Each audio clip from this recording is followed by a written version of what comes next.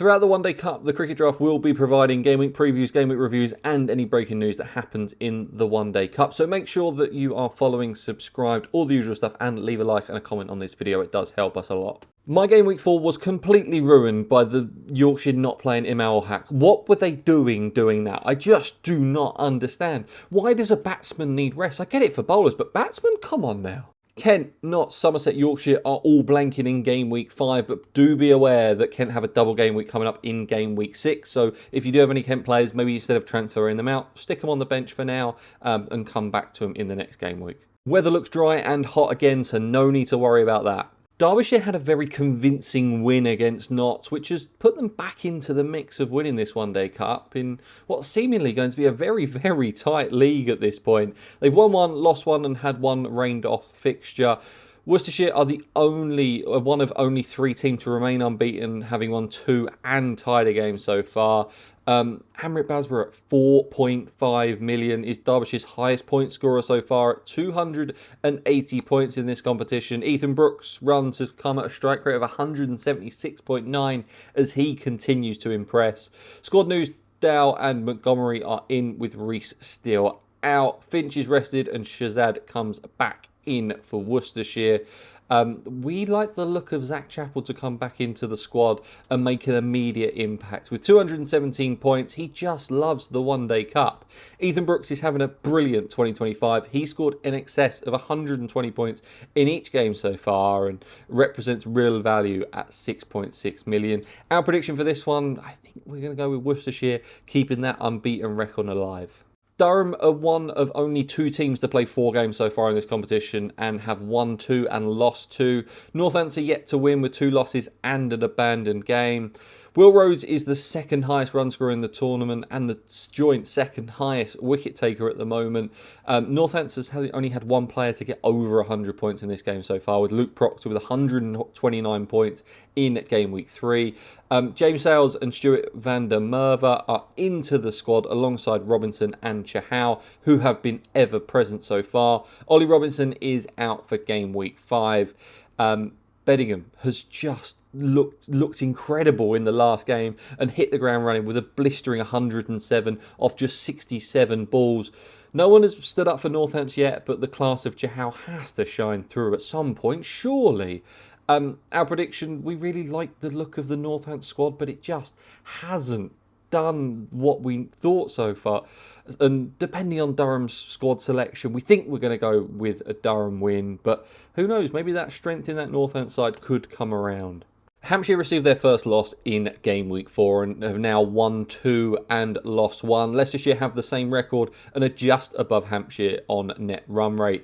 Varmer has now finished his stint with the club and Weatherly is absent after being injured in the last game. Abbott and Will do return for Hampshire, which is really big. Leicestershire are keeping it wonderfully simple this year. Thank goodness someone is, because there's a lot of changes as they named yet another unchanged squad. Ian Holland went up to 3 in the batting order for Leicestershire. McMullen bowled 8 very tidy overs and is down as a batsman, so he could be an interesting pickup. If you're looking for a highly volatile player, Sol Budinger is your man. Generally feast or famine in white ball cricket.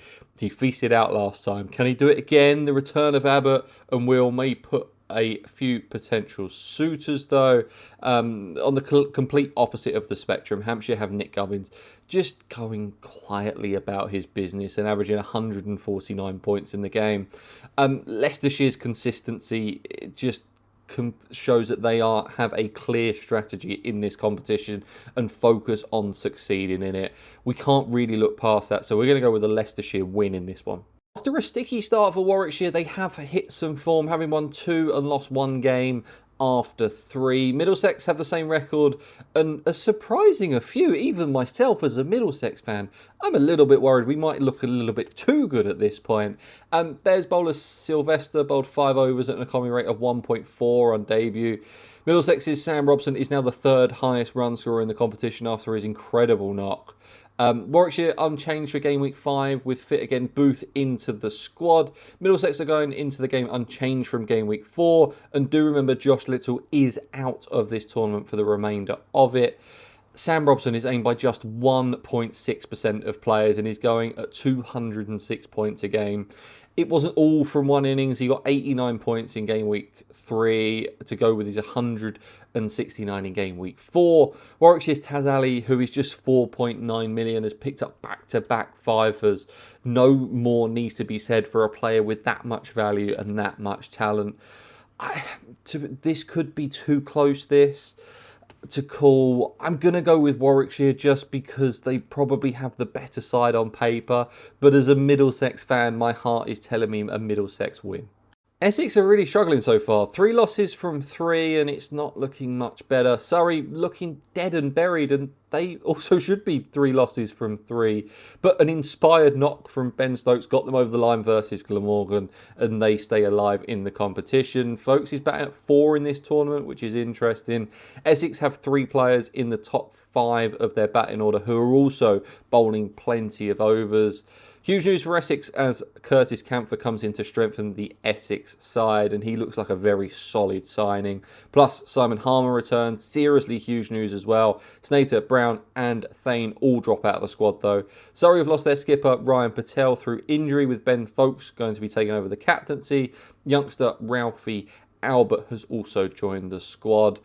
For Essex, the skipper Tom Wesley continues to impress from the front with 147 runs and 4 wickets. And in form, Ben Folkes is a really big part of this Surrey squad with having so many people out to the 100.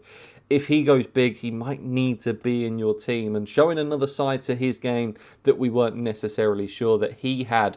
Our prediction, Essex to win at home. They've boosted their squad a little bit, while obviously Surrey are dealing with the loss of their captain. Gloucestershire didn't hit the same form in the T20 Blast as they did in the previous year, but the One Day Cup could be their white ball competition this year. 3 wins from 3 and are looking solid. Glamorgan are yet to win and will feel very deflated after a game that they should have won against Surrey. Maybe they were a little bit harshly done by Duckworth Lewis, but that is always the risk that you take. There was a chance to completely put that game to bed.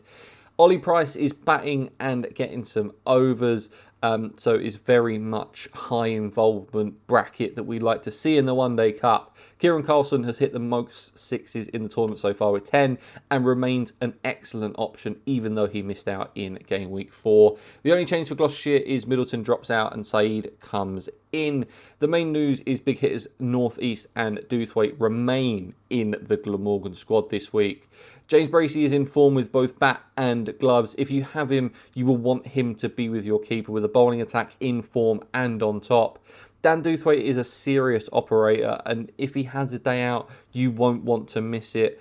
Our prediction is that Gloucestershire are going to continue their red-hot form and potentially end Glamorgan's title defence after just 4 games. Sussex have only won 1 out of 3 of their games and will see a seriously depleted Lancashire side as a great chance to get yet another win under their belt.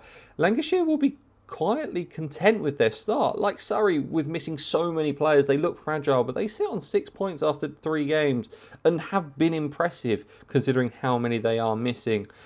Hudson Prentice has been high up on the batting order and getting overs and a lot of points. He's been in my side from the start and will most likely stay there until the end. Sean Hunt is back for Sussex. If he can repeat his form from early in the season, then he could be a great differential pick. Lancashire remain unchanged. We like the look of Danny Lamb.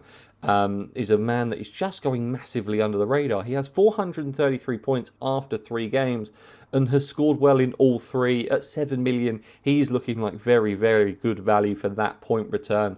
For Lancashire, it's still George Balderson. He didn't let the double game week bias down and seems to love this competition and is the player for Lancashire in this comp. Sussex should probably win this game.